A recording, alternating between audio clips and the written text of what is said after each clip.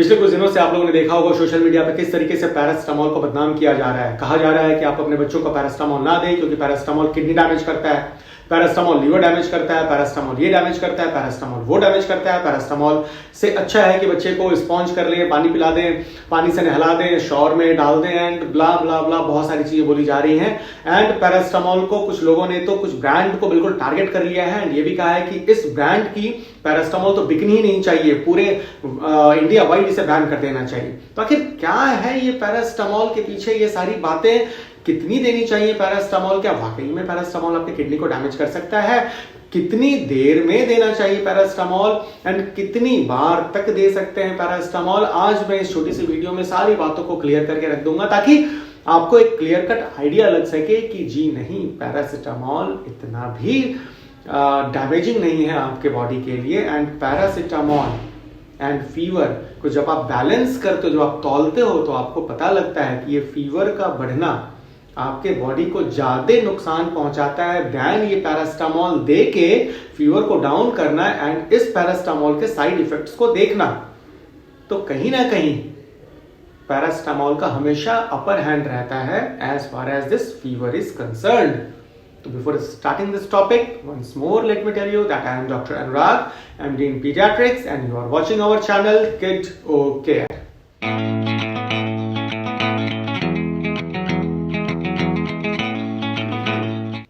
Paracetamol NSAID drug के अंदर आता है। What is NSAID? एनसेड का मतलब होता है non steroidal anti inflammatory drug. कहने का मतलब इसमें स्टेरॉयड का कंटेंट नहीं होता है, लेकिन ये एंटी इंफ्लेमेटरी प्रॉपर्टीज होती है इन मेडिसिन के अंदर, जैसे कि मेफोनमिक एसिड है, आइबुप्रोफेन है, नैप्रोक्सेन है, एक्सेट्रा। बहुत सारी ऐसी मेडिसिन आती है जिसमें ये जो पैरासिटामोल है ये सबसे माइल्डर कैटेगरी का एनसेड होता है। एंड पैरासिटामोल को इसलिए एंटी इंफ्लेमेटरी से ज्यादा एंटी पायरेटिक बोला जाता है क्योंकि इसमें जितना एंटी इंफ्लेमेटरी वाली प्रॉपर्टी नहीं है उससे ज्यादा फीवर को डाउन करने वाली प्रॉपर्टी है। तो पैरासिटामोल माना चूंकि ये एनसेड के अंदर आता है तो ये किडनी को डैमेज कर सकता है, ये आपके लीवर को भी डैमेज कर सकता है, लेकिन आपको ये जानना जरूरी है कि किस मात्रा में लेने से आपका किडनी बचा रहेगा, कितनी बार लेने से आपका किडनी बचा रहेगा, कब कब लेने से आपका किडनी बचा रहेगा। तो इन 3 पॉइंट्स को अगर आप ध्यान में देते हैं तो फिर आपकी किडनी, आपकी लीवर या किसी भी तरीके का साइड इफेक्ट आपके बॉडी को नहीं होने जा रहा है। तो सबसे पहले हम लोग बात कर लें कि कितना आपको पैरासिटामोल लेना चाहिए एक बार में। तो यूजुअल जो डोजिंग होती है वो होती है 10 mg to 15 mg पर kg बॉडी वेट। तो मैं आपको एक सिंपल सा हिसाब बताता हूं। सपोज आपका बेबी 8 kg का है, 8 किलो का है, तो 8 किलो के हिसाब से अगर 10 mg पर kg के हिसाब से देखें तो 80 mg आती है। तो अगर आपने ड्रॉप फॉर्म में लिया है पैरासिटामोल या सिरप फॉर्म में लिया है पैरासिटामोल, तो हर ड्रॉप, हर सिरप का एक स्ट्रेंथ होता है, कंसंट्रेशन होता है। तो आप देख लें कि आपके सिरप का कंसंट्रेशन क्या है, क्या ये 100 mg 1 ml में है या 120 mg 5 ml में है या 125 mg 5 ml में है या 250 mg 5 ml में है। तो अकॉर्डिंगली आप देखकर 80 mg कैलकुलेट कर लें एंड अपने बच्चे को दे दें अकॉर्डिंग टू बॉडी वेट। अगर आपने ये 80 mg दिया है तो आपके बेबी के किडनी पे या लीवर पे कोई असर ये छोड़ने नहीं जा रहा है। हाँ, वही देना था आपको 80 mg एंड आपने दे दिया 160 mg, जस्ट डबल। यहां पे थोड़ा सा इंपैक्ट पड़ सकता है आपके बेबी के किडनीज पे। ठीक इसी तरीके से लोगों का क्वेश्चन ये होता है कि ये कितनी बार दे सकते हैं पूरे दिन भर में। तो आपको मैं बता दूं कि 24 आवर्स में ये जो एनसेड है, ये जो पैरासिटामोल है, 24 घंटे में 6 बार तक दिया जा सकता है। आप इमेजिन नहीं करोगे, 6 टाइम्स तक दिया जा सकता है। यूजुअली जब भी बच्चों को फीवर आता है तो 2 बार या 3 बार मैक्सिमम देने की जरूरत पड़ती है पैरासिटामोल। ये 2 से 3 बार में ही फीवर डाउन हो जाता है।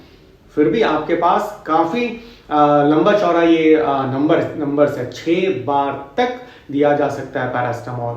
तो अगर आपने 5 बार तक दिया है या 4 बार तक भी दिया है पैरासिटामोल तो आपके बेबी के किडनी को या लीवर को ये डैमेज नहीं करने जा रहा है। ठीक इस तरीके से टाइमिंग, गैप भी बहुत जरूरी है। अब ऐसा ना हो कि बैक टू बैक आपने पैरास्टामोल दे दिया है, अभी जस्ट आपने पैरास्टामोल दिया है, 10 मिनट्स तक आपने वेट किया एंड आपने देखा कि 10 मिनट हो गए एंड हमारे बच्चे का टेम्परेचर ही डाउन नहीं जा रहा है, आपने फिर से पैरास्टामोल दे दिया। नो, यहाँ पे जरा रुके, जरा सा थमे, जरा सा सोचें, विचार करें, फिर दें। तो आपको पैरास्टामोल रिपीट करने से पहले 3 घंटे का गैप अपनाना पड़ेगा। सपोज आपने 9 बजे पैरास्टामोल दिया है तो अगला पैरास्टामोल का डोज 12 बजे ही जाना चाहिए, 12 बजे या 12 बजे के बाद जाना चाहिए। तो अगर आप 3 घंटे का गैप मैनेज कर लेते हैं तो फिर आपका किडनी एंड आपका लीवर ऑफ कोर्स सेफ है।